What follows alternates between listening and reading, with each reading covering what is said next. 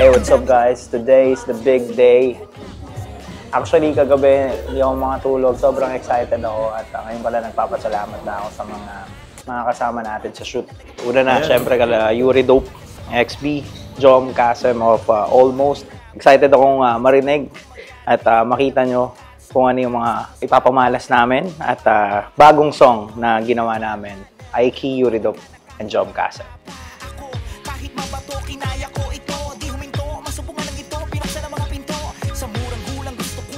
Sobrang tagal na, no? Kailan yung last na music video na ginawa natin? Parang 2022, no? 3 years.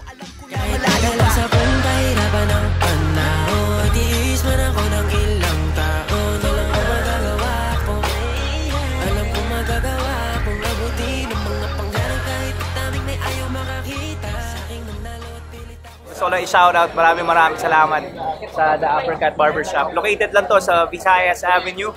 At ito po yung mga poging owner niya, no? Maraming thank you, The Uppercut Barbershop. Dire-diretso na hanggang masiguro sa mga apo may mapamana. Tapos na yung panahong lagi akong balagong naghahabol kung gumalaw kala mo nagagahol. Mahaba pa pala panahon mga baka at sana noong kailan lang din nagkatotoo. Pinangako sa sarili pag-iingatan ngayon para malabo na akong bumalik pa sa dati. Ano nabuo tong song na to? Kanta niya. Yan, siba. Buo na. Actually, well, dapat talaga kay Koy yun. Unfortunately, wala na si Koy. Sabi ko, alam ko na kung kanino pwedeng gamitin. Si Aiki na yun. Then, nung nilatagan, hindi ko nga alam na ang gigest niya, sila.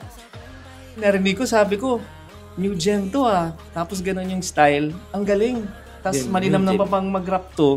Ganda ng letra.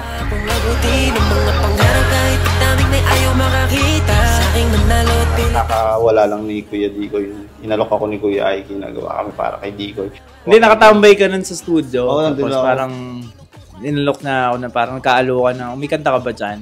Eh sakto, meron akong butas na verse pa dun sa ginawa ni Uncle Loki.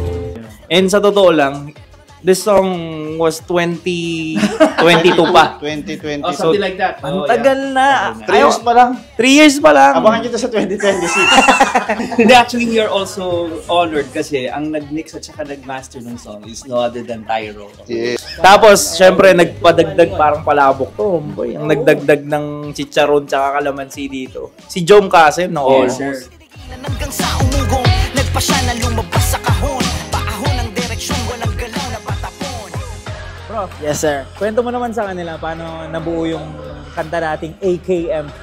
Yes sir. Ano lang yun eh. Sobrang random nung araw na yun, men.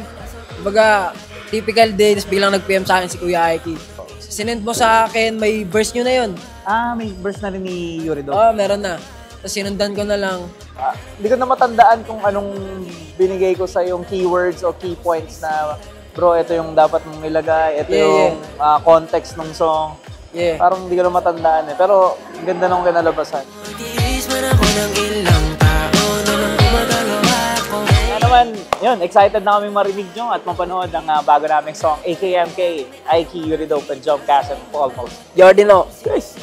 Kung magagawa ko, alam ko magagawa